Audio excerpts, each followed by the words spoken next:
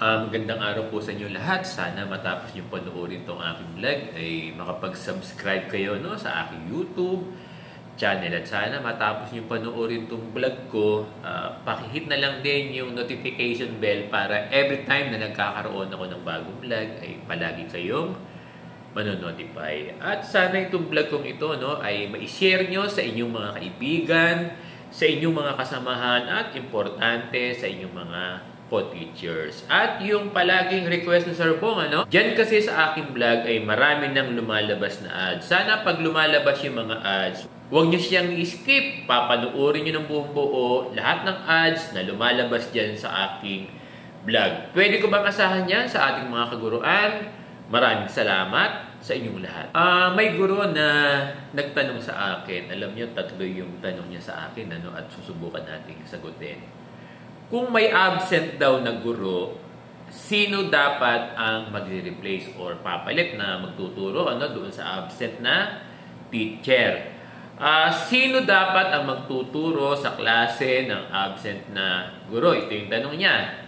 Alam nyo, dear teachers, itong concern na ito ay karaniwang issue sa ating mga guro. Alam nyo, dear teachers, malaking pagkakamali kapag hindi natin naklasihan yung ating mga mag-aaral o yung ating mga learners. Kaya napaka-importante na hindi dapat lumiliban sa klase yung ating mga guro or hanggat maaari ay hindi sila nag-a-absent sa kanilang mga klase. Kasi ang kawawa rito ay yung ating mga learners. Sana nare-realize ito ng ating mga guro. Kaya lang hindi may iwasan na may ilang emergencies tayo minsan na kailangan nating mag-absent. Kaya pag may emergency yung ating mga guro, talagang napipilitan silang umabsent at nauunawaan ito ng paaralan. Besides, may mga service credits naman yung ating mga guro na pwede nilang gamitin. Sa situation na ganito, na may gurong absent, ang tanong ng guro, uulitin ko, sino ba dapat ang papalit sa absent na guro para klasihan yung mga klase na hawak niya?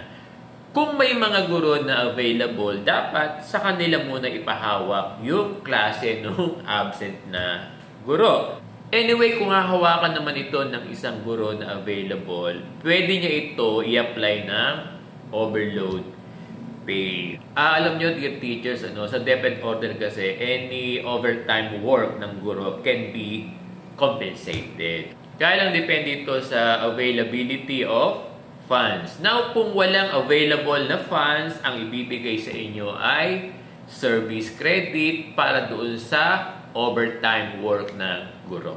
Alam nyo sa practice, normally, ang pwedeng sumalo ng klase ng absent na guro ay yung nasa opposite shift. Now, kung ang situation ay wala talagang available na guro para mag-replace sa absent na guro, alam nyo, yung department head ang dapat magturo ng klase ng absent niyang guro. Alam ko, alam na ito ng ating mga head teachers, particular sa secondary.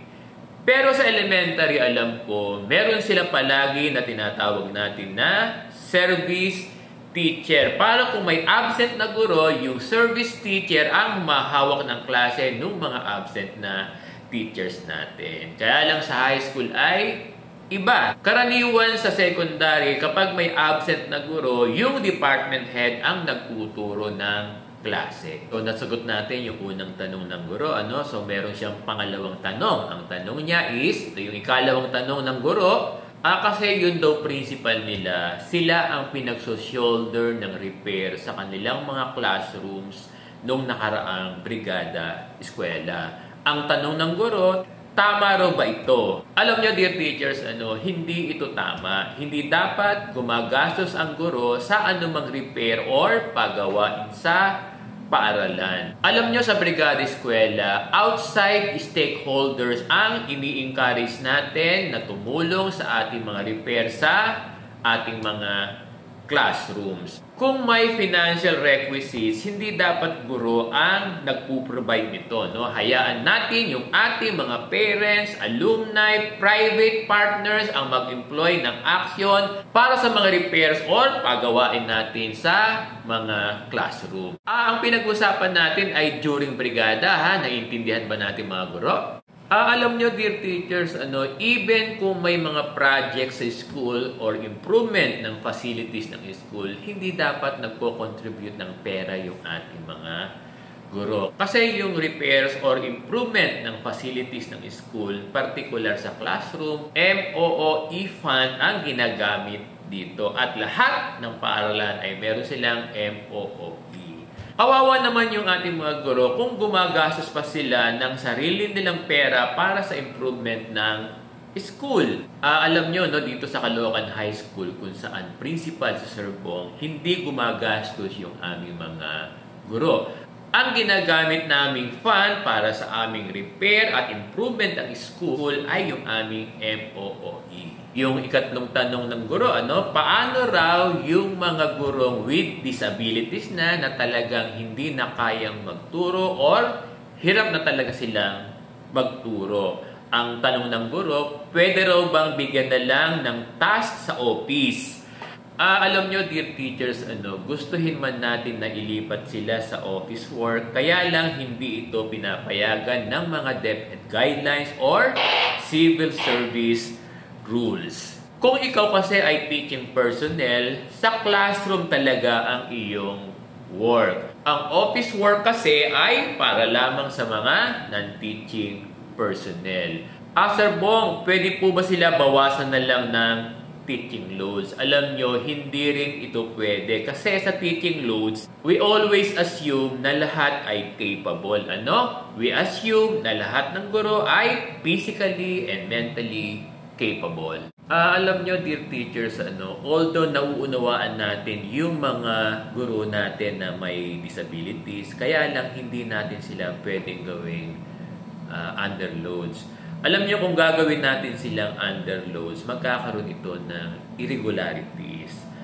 Sir Bong, paano po kung hindi na talaga sila nakakapagturo at nagiging apektado ay yung ating mga learner? Alam nyo, ang pinapayo natin sa kanila ay mag-file na lamang ng early retirement. Pero kung bata pa sila sa serbisyo, they can seek first medication at mag-file na lang muna ng leave. Alam nyo, dear teachers, basta merong medical certification, you can extend your leave up to 3 months. At kung valid yung leave dahil nagpapagaling, alam ko up to 1 year ay pwedeng mag-extend ng leave. May natutunan ba kayo sa vlog natin sa araw na ito? Maraming salamat sa inyong lahat.